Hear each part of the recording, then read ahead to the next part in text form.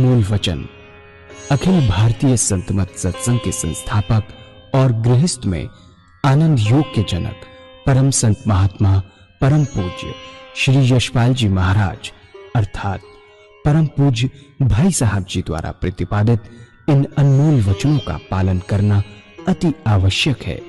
ये वचन हमारी गृहस्थ आध्यात्मिक साधना के लिए मूलभूत सिद्धांत हैं, जो इस प्रकार हैं। हम दुनिया की हर चीज की कीमत आंकते हैं, अपने मानव जीवन की कीमत भी जाने व परमात्मा की प्राप्ति हेतु साधना करें। मनुष्य योनि एक उपहार है, इसीलिए परमात्मा को धन्यवाद देते हुए आधा घंटा प्रातःकाल, आधा घंटा सायंकाल पूजा अवश्य करें। सत्संग, सतनाम व सद्गुरु को प्राथमिकता देते हुए इसी के आधार पर ध्यान योगाभ्यास अवश्य करें व गृहस्थ के कार्यों को परमात्मा का कार्य समझकर उसी की याद में संपन्न करें।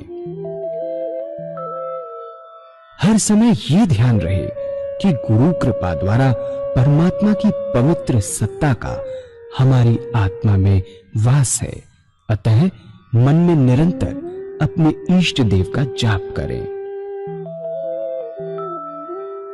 मान सम्मान की इच्छा ना करें व अपमान से दुखी ना हो। परमात्मा के अतिरिक्त किसी और का भय ना करें।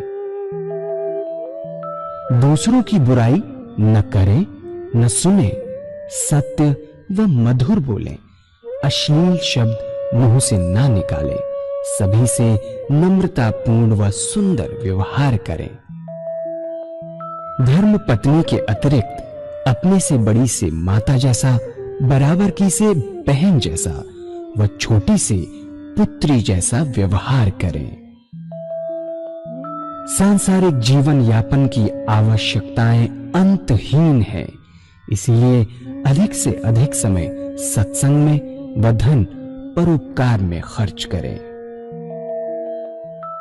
याद रखें, न स्त्री माया है, न धन दौलत, न ही परिवार। माया वह है जो हृदय को परमात्मा से दूर हटा दे। अतः निरंतर सत्संग और सद्गुरु की शरण में रहने का प्रयास करें। भोजन अपने इष्ट को अर्पण कर प्रसाद रूप में परमात्मा की याद में करें। रात्रि में सोने से पहले अच्छे बुरे कार्यों का आत्मनिरीक्षण कर उसका समुचित पश्चाताप करते हुए ध्यान करें व प्रभु की गहरी याद में ही विश्राम करें। परमात्मा तू ही है, तेरी इच्छा पूर्ण हो।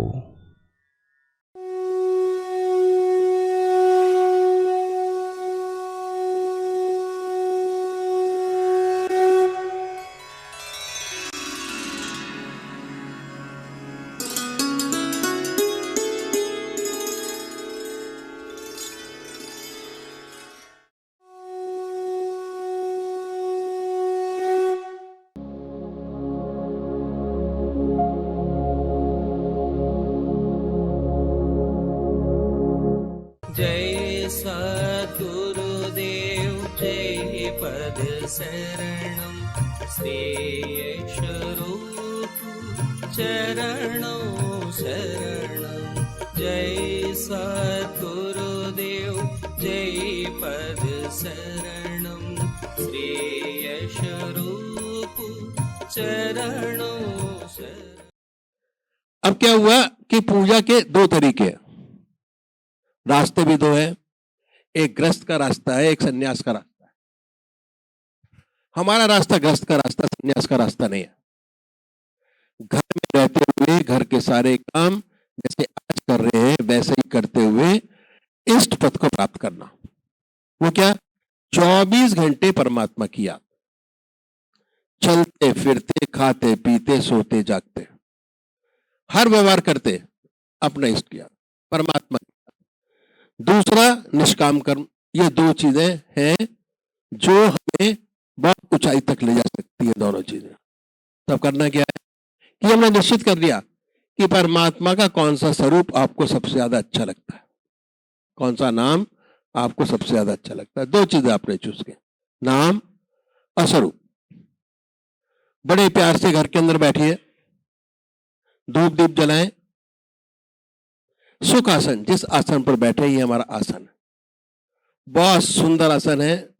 कपड़े बड़े आराम से पहनिए, लूज कपड़े, बड़े प्यार से बैठिए।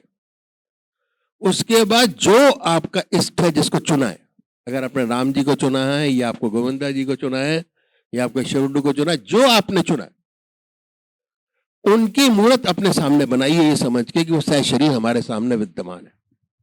अब मूर्त में नहीं है, शक्ल में नहीं है, फोटो में नहीं है, हमारे सामने शरीर के साथ बैठे हुए सामने। कैसे? अगर शिव को बनाएंगे तो कैसे बनाएंगे? बड़े प्यार से। देख, पेंटर बनाता है, पेंटर कैसे बनाएगा? अगर उसको कहा जाए कि शिव की मूर्त हमारे सामने बना दीजिए तो बड़े प्यार से अपने आंखों के सामने शिव की मूर्त बना देगा। और बाय थॉट, ख्याल से करना है काम, ऊपरी मन से नहीं, ख्याल से करिए, बड़े प्यार से करें। अपने सामने शिव की मूर्त बनाइए, आंख नीचिए, सामने शिव को देखिए, बड़ी बड़ी आंखें हैं, गोल चेहरा है, जटाएं हैं, सर्पों की माला है, लिप्त हुए उसी को देखिए, ना कोई विचार आए ना ख्याल आए संसारिक। पर होता क्या है कि जैसे वे पौधे शुरू करते हैं, ऐसे ऐसे विचार हमारे सामने आते हैं जो जिंदगी में कभी सोचे नहीं होंगे। क्योंकि 24 घंटे हम, जो हमारी वृत्ति है, बाहर की वृत्ति है, बाहर का देखते हैं, घर का सोचते हैं, बच्चों का सोचते हैं, समाज का सोचते हैं, परिवार का सोचते हैं। तो जैसे ये काम करेंगे, ऐसे तरह तरह के विचार हमारे सामने आएंगे जो हमने जिंदगी में कभी सोचे नहीं होंगे, ऐसे विचार आते हैं। और इतना वेग उनका पक्का होता है कि मन के अंदर ये होता है कि भाई छोड़ के अलग खड़े हो जाओ, छोड़ो, ये बेकार की चीज है, करने की कोई जरूरत नहीं है। पर असली चीज यही है, नाम। आनंद नाम में ही है। कोई भी चीज आप ले ले, खाने की, पीने की, आनंदित होंगे और उसका जो एंटी इफेक्ट है आपके शरीर पर दिखाई देगा। पर राम नाम का नाम जो ऐसा है कि जितना ज्यादा आप लेते चले जाएंगे उतने आनंदित होंगे और उसका जो पॉजिटिव इफेक्ट है वो आपके शरीर पर आएगा, नेगेटिव कोई इफेक्ट आपके शरीर के अंदर नहीं आएगा। बड़े आराम से बैठ के कर सकते हैं। तो हमने अपने सामने बनाया, और जब सामने बन जाए उसको अपने हृदय में उतारिए। पहले बनाने में दिक्कत आएगी, बनाएंगे एक बार, 2 बार बनाएंगे, 3 बार बनाएंगे। ये इंडिविजुअल मेडिटेशन है जो सुबह हम बताते हैं, आधा घंटा सुबह पूजा और आधा घंटा सायंकाल पूजा, 20 मिनट मेडिटेशन इसके अंदर। उसके बाद जो आप काम करते हैं आज, वो वैसे के वैसे आपको पूरे करने हैं, उसमें कोई चेंजेस नहीं। हमने आपके रूटीन में ध्यान अपने इष्ट का ऐड किया, सबट्रैक्ट नहीं किया कुछ। जो जिंदगी आज चल रही है वैसी वैसी चलाइए, उसके अंदर ये नाम आधा घंटा सुबह और आधा घंटा सायंकाल ऐड कीजिए।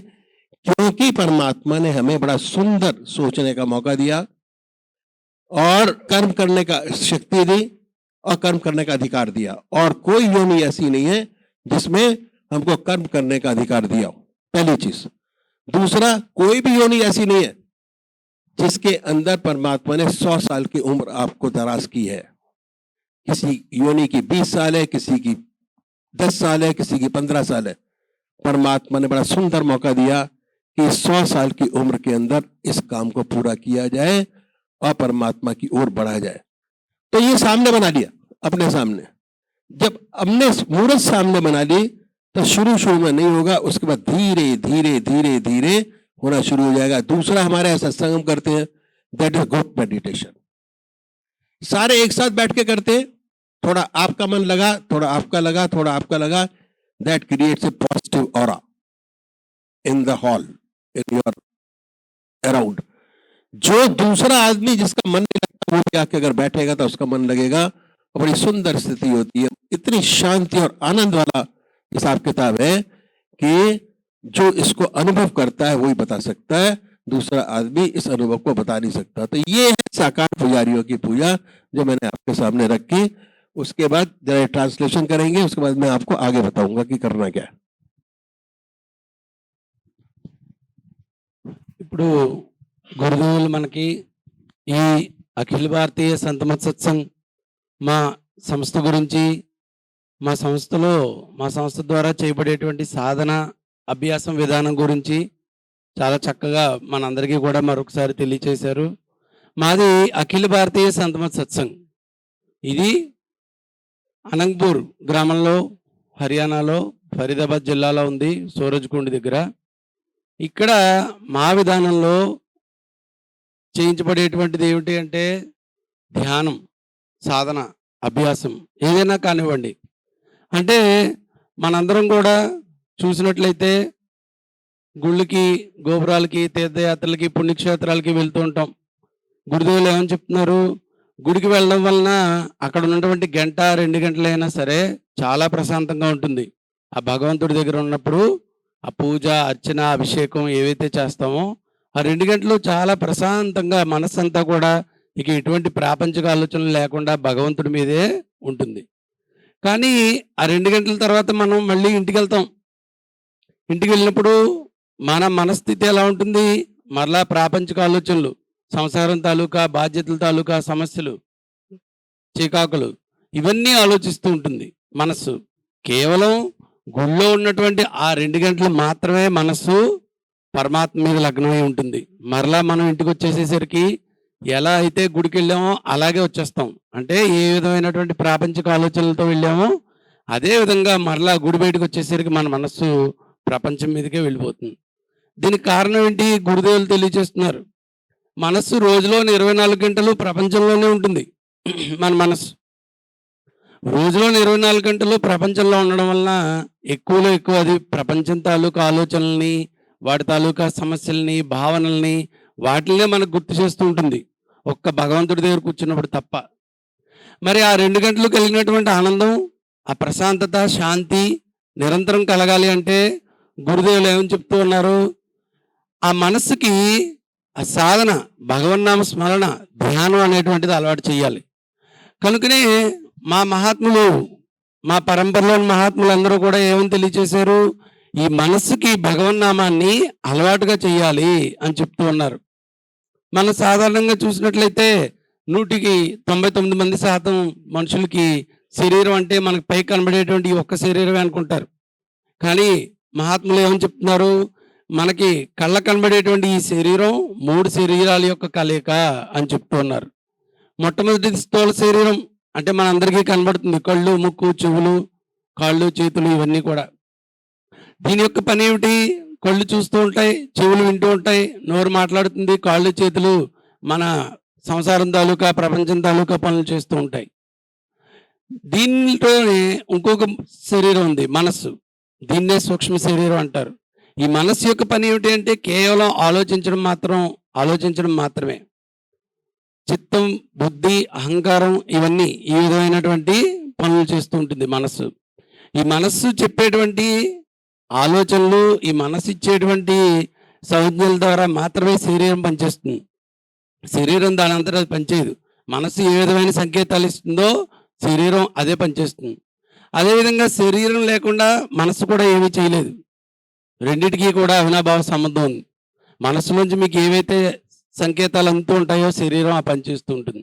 కనుక మనస్సు యొక్క పని ఏమిటి? నిరంతరం ఆలోచించడమే. రోజులో 24 గంటలు. ఆఖరికి మీరు నిద్రించినా సరే శరీరం, ఈ పాంచభౌతిక దేహం విశ్రాంతి తీసుకుంటుంది తప్ప నిద్రలో మనస్సు మాత్రం ఎప్పటికీ కూడా విశ్రాంతి తీసుకోదు. కనుకనే మనం ఉదయం నుంచి చేసిన పనులు, ఉదయం నుంచి మాట్లాడిన విషయాలు, ఉదయం నుంచి కలిసినటువంటి వ్యక్తుల గురించిన ఆలోచనలు ఇవన్నీ స్వప్నాల రూపాల్లో అనగా కళల రూపంలో మనస్సు మీకు చూపిస్తూ ఉంటుంది అని చెప్తున్నారు. ఈ మనస్సుకి భగవన్నామాన్ని అలవాటు చేసినట్లయితే మీ యొక్క ప్రాపంచిక పనులు చేసుకోవడానికి కావాల్సిన సమయం ఏది కూడా డిస్టర్బ్ అవ్వకుండా, వృధా కాకుండా మనస్సు భగవన్నామం చేస్తూ ఉంటుంది, శరీరం మీ ప్రాపంచిక పనులు అన్నీ చేస్తూ ఉంటుంది అని చెప్తూ ఉన్నారు. ఇందాక చెప్పినట్లుగా మనం గుళ్ళకి, గోపురాలకి వెళ్తూ ఉంటాం. తీర్థయాత్రలు, అభిషేకాలు, అర్చనలు, గీతా పారాయణాలు, భాగవత పారాయణాలు, విష్ణు సహస్రనామ పారాయణాలు ఇవన్నీ చేస్తూ ఉంటాం. దీన్ని శారీరక పూజ అంటారు. మహాత్ముల భాషలో చెప్పాలంటే శారీరక పూజ. శరీరంతో చేసేటువంటి పూజ. ఇది కొంచెం సేపు చేసేసరికి మనకు అలసట వచ్చేస్తుంది, శరీరానికి ఎక్కువసేపు చేయలేం. దీనికే మానసిక పూజగా మార్చుకుంటే కలిగేటువంటి లాభం ఏమిటి అనేటువంటిది మహాత్ములు తెలియచేస్తున్నారు. ఎక్కువసేపు చేయొచ్చు. మానసిక పూజలోకి మారినట్లయితే, శారీరక పూజ నుంచి మానసిక పూజలోకి మారినట్లయితే దాని యొక్క లాభం చాలా ఎక్కువ ఉంటుంది అని చెప్తూ ఉన్నారు. మరి మనసు ద్వారా ఎలా పూజ చేయాలి అంటే, ఒక ఇష్టదైవాన్ని నిశ్చయించుకోవాలి. మనకి చాలామంది దేవీ దేవతామూర్తులు ఉన్నారు, అలాగే భగవంతుడి యొక్క నామాలు చాలా ఉన్నాయి, మనందరికీ కూడా తెలుసు. మరి ఈరోజు విష్ణుమూర్తిని, రేపు శివుడిని, ఎల్లుండ హనుమంతుడిని, ఆ తర్వాత అమ్మవారిని, ఇలాగ ఒక్కొక్కరిని పూజించుకుంటూ ధ్యానించుకుంటూ వెళితే మనస్సు మాత్రం ఏకాగ్రత చెందడం అనేటువంటిది జరగని పని. గురుదేవులు ఏమని చెప్తున్నారు, ఎప్పటి వరకు అయితే మనస్సు ఏకాగ్ర చిత్తానికి ఆ స్థితికి రాదో, అంటే మనస్సులో ఎటువంటి ఆలోచనలు లేనటువంటి శూన్య స్థితి రావాలి మనస్సుకి, అప్పుడే అది అసలైనటువంటి ఆనందాన్ని పొందుతుంది. చూడండి, మనం శరీరానికి రకరకాలైన సుందరమైన వస్త్రాలు తొడుగుతాం, కొత్త బట్టలు. కొద్ది రోజులు అయ్యేసరికి అవి పాత బట్టలు అయిపోతాయి. రకరకాలైనటువంటి రుచులు తినిపిస్తూ ఉంటాం ఈ శరీరానికి.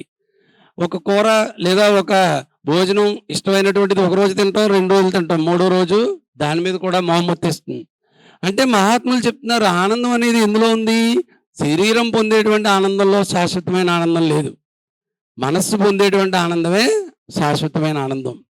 ఈ మనసుకి ఆనందం, శాంతి, ప్రశాంతత కలగాలి అంటే దీని వెనకాల ఇంకొకటి ఉంది, అదే ఆత్మ. దీన్నే కారణ శరీరం అని అంటారు. మూడవది, ఈ ఆత్మ నిత్యము చైతన్యం మరియు ఆనందమయ స్థితిలో ఉంటుంది. ఈ ఆత్మ నుంచే మనసుకి, శరీరానికి కావాల్సినటువంటి శక్తి కానీ, ఆనందం కానీ, తేజస్సు కానీ ఇవన్నీ కూడా ఆత్మ నుంచి వస్తూ ఉంటాయి. ఎప్పుడైతే ఈ ఆత్మ అనేది శరీరంలోంచి వెళ్ళిపోయిందో మనందరికీ బాగా తెలుసు, ఇక ఆ శరీరం పనిచేయదు, బయటికి తీసుకెళ్ళిపోతారు. వృధా, స్థూల శరీరం వృధా, దానిలో ఉన్న సూక్ష్మ శరీరం కూడా వృధా అయిపోతుంది. కనుక మొత్తం పని అంతా కూడా ఈ కారణ శరీరం అనగా ఆత్మ అనేటువంటిది ఏదైతే ఉందో అదే చేస్తూ ఉంటుంది. ఆనందం కానీ, శాంతి కానీ ఇవన్నీ కూడా ఆత్మలో ఉంటాయి.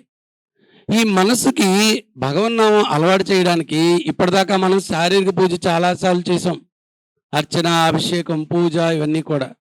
మానసిక పూజలోకి రమ్మంటున్నారు మహాత్ములు. కొద్దిగా మానసిక పూజ కూడా చేసి చూడండి కొన్ని రోజులు, దాని యొక్క ఫలితం ఎలా ఉంటుందో చూడండి అంటూ ఉన్నారు. మనస్సుని భగవంతుడి యొక్క నామస్మరణ లేదా పరమాత్మ యొక్క రూపంపై లగ్నం చేయాలి. మనకి చూస్తే చాలా దేవీ దేవతామూర్తుల యొక్క స్వరూపాలు ఉన్నాయి, భగవంతుడి యొక్క అనేక అనేక నామాలు ఉన్నాయి. కానీ ఏదో ఒకటి నిశ్చయం చేసుకోమంటున్నారు గురుదేవులు. పరమాత్మ యొక్క ఏదో ఒక రూపాన్ని నిశ్చయించుకుని మీరు ఏ గుడికి వెళ్ళినా, ఏ మందిరంకి వెళ్ళినా, ఏ పుణ్యక్షేత్రంకి వెళ్ళినా అక్కడే మీ ఇష్టదేవి యొక్క రూపాన్ని చూడాలి. అదేవిధంగా పరమాత్మ యొక్క నామాలు చాలా ఉన్నాయి, భగవంతుడి నామాలు. ఏదో ఒక ఇష్టదేవ నామాన్ని మనం నిశ్చయించుకోవాలి. అది ఎలా తెలుస్తుంది అంటే దాన్ని ఎవరు అడగవలసిన అవసరం లేదు అని చెప్తున్నారు. ఎవరిని అడగక్కర్లేదు. భగవంతుడి యొక్క ఏ రూపాన్ని నిశ్చయించుకోవాలి లేదా పరమాత్మ యొక్క ఏ నామాన్ని తీసుకోవాలి అనేది ఎవరిని అడగద్దు. మీ ఆత్మను అడగండి, మీ మనస్సును అడగండి.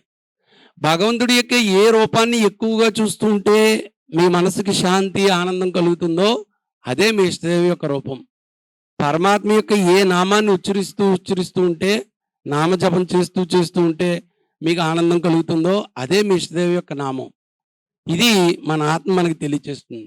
దీన్ని ఎవరిని అడగవలసిన అవసరం లేదు. ఇప్పుడు మనం ఏం చేసాం? ఇష్టదైవాన్ని నిశ్చయించుకున్నాం, పరమాత్మ యొక్క రూపాన్ని లేదా నామాన్ని. కొంతమందికి భగవంతుడి యొక్క రూపం ఇష్టం, ఆ పరమాత్మ యొక్క రూపాన్ని అలా చూస్తూ ఉంటే పైనుంచి కింద దాకా ఆపాదమస్తకం చాలా ఆనందం కలుగుతుంది. ఉదాహరణకి శివభక్తులు అనుకోండి, పరమేశ్వరుడు భక్తులు కళ్ళు మూసుకోగానే ఆ పరమాత్మ యొక్క రూపం, ఆ ఇష్టదేవి యొక్క రూపం భావన ద్వారా, మనసులో మన యొక్క భావన ద్వారా ఆ ఇష్టదేవి యొక్క రూపాన్ని తలుచుకున్నట్లయితే చాలా ఆనందం కలుగుతుంది. ఒక పెయింటర్ ఉంటాడు, చిత్రకారుడు, పరమేశ్వరుడు, ఈశ్వరుడు ఫోటో వేయమన్నాం అనుకోండి, పైనుంచి కింద దాకా చకచకా గీసేసి ఇచ్చేస్తాడు. ఎందుకని? ముందు అతను భావన చేసుకుంటాడు, పరమేశ్వరుడు ఎలా ఉంటాడు, శివుడు ఎలా ఉంటాడు అనేది అతనికి తెలుసు. భావన చేసుకుని ఆ భావన ద్వారా ఆ చిత్రాన్ని గీసిస్తాడు మీకు. సరిగ్గా గురుదేవులు కూడా అదే చెప్తున్నారు. ఇష్టదేవి యొక్క రూపాన్ని భావన ద్వారా, హృదయం ద్వారా మనం నిశ్చయం చేసుకుంటాం. ఆ తర్వాత మన ఇష్టదైవం సశరీరంగా వచ్చి మన కళ్ళ ముందే కూర్చున్నారు, నేను ఆయన ముందు కూర్చుని ధ్యానం చేస్తున్నాను అనే భావన కలిగించుకోవాలి. ప్రశాంతంగా కూర్చుని ఎటువంటి ఆలోచనలు లేకుండా సుఖాసనం అంటే ఎలా కూర్చుంటే మీరు ఎక్కువసేపు ఈ పూజ మానసిక పూజలో అంటే ధ్యానంలో కూర్చోగలుగుతారో, ఏ ఆసనంలో కూర్చుంటే మీ శరీరం ధ్యానం చేయడానికి ఎక్కువ సమయం సహకరిస్తుందో ఆ ఆసనంలో కూర్చోండి.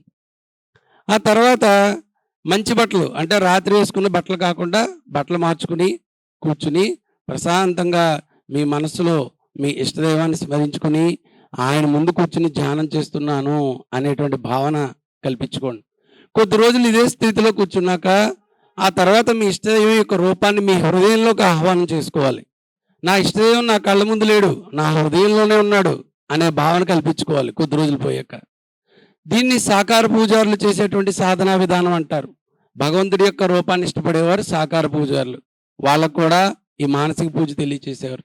రెండో రకం వాళ్ళు నిరాకార పూజారులు, అంటే ఇందాక నామజపం గురించి చెప్పారు గురుదేవులు.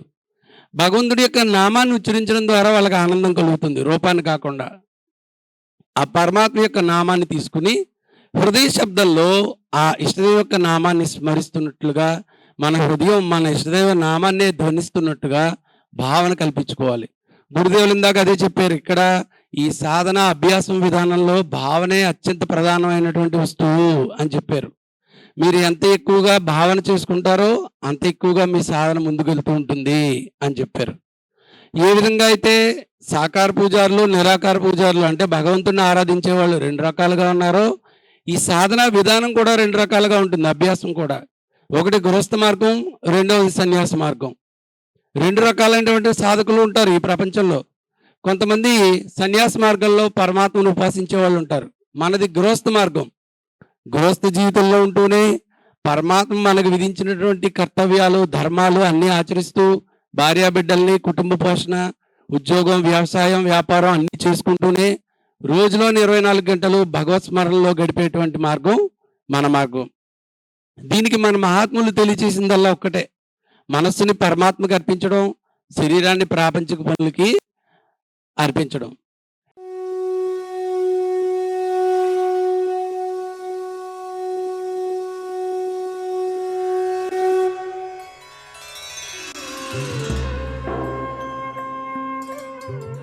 ध्यान योग के कार्यक्रम आनंद योग से निशुल्क जुड़ने के लिए संपर्क करें 9810239677।